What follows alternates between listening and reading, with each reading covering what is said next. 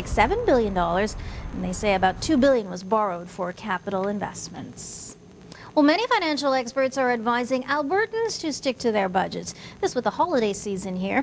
And that's not all. A new report suggests the recession may be over, but the struggle to recover isn't for many Calgarians. Rajiv Dhir has more. The economic downturn may be behind us, but for some Calgarians, it's still front and center. When we saw the magnitude of the downturn, we decided to poll our clients and poll the public twice a year in order to understand what was the impact of the economic downturn. A new report conducted by the Calgary Counseling Centre surveyed about 200 clients over the last 3 years. 36% of those polled say their economic situation hasn't changed, but almost half say it's worse than it was in 2009. Robbins Wagner says that pressure on their pocketbooks is leading to an increase in clientele. We are seeing more people coming in for counseling for stress, depression, and anxiety.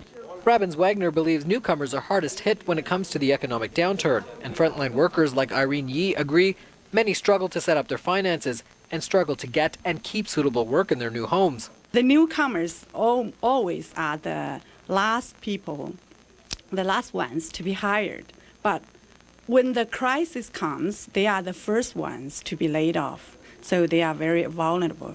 Yee says she's come across many newcomers who've cut themselves off from their communities and become withdrawn because of financial stress. It's the last thing she wants any of her clients to do. Instead, she stresses resiliency. It's better for them to go out, to talk with people, to ask for assistance.